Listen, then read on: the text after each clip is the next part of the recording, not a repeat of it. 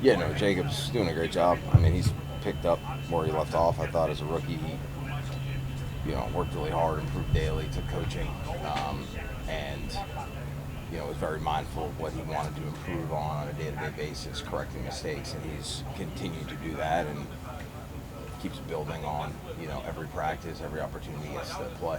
Right. So Let's talk yeah. about Saturday too. Obviously, JOK was one of the standout players there. What did you like about his performance? And he was very hard on himself, saying he needed to. There was still a lot of room to improve. So, what did you like, and what do you think he can get better at based on Saturday? Yeah, I mean, I think that's Jeremiah's greatness. I mean, he's got playmaking ability. That's who he is. That's what we saw from him in college. He also is a very professional worker in terms of improving and getting better.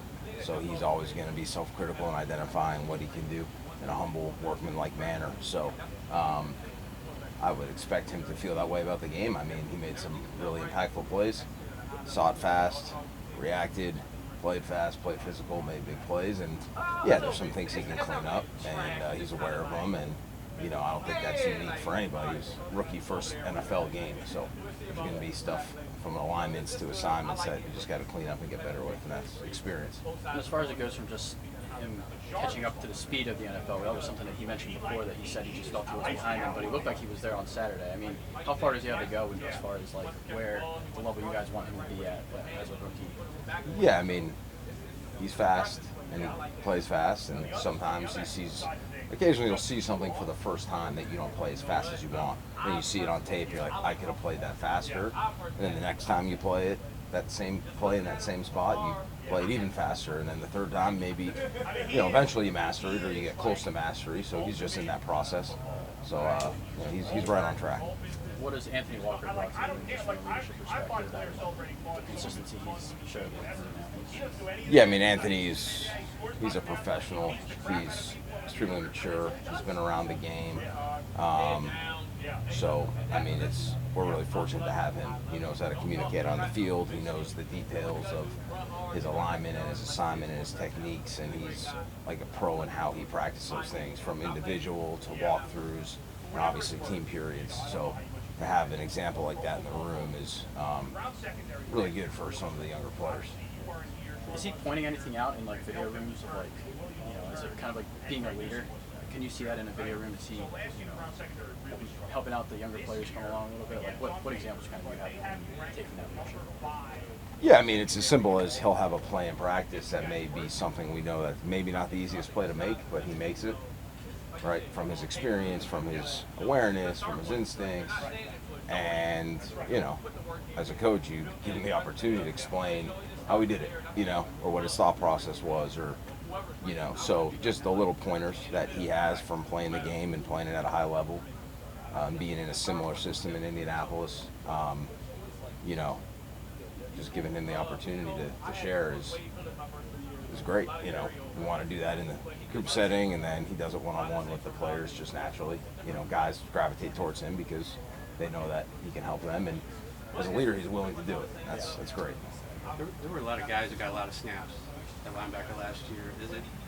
Is it the hope that you have guys kind of emerge who can be those every down guys out of that group? Yeah. I imagine it's more of a challenge when you're trying to rotate a lot of guys in. Yeah, I mean, I think as a position coach or coordinator in the NFL, you need to prepare for the entire season. So you look at your training camp roster, you see what you have. You want to create first competition in your room, right? That's also always healthy. And then have guys play hopefully some multiple positions, and then have guys play in different combinations.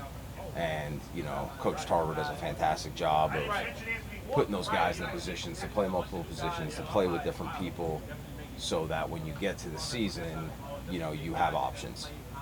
Apologies if you answered this already. What's the jump for Jacob Phillips in year 2?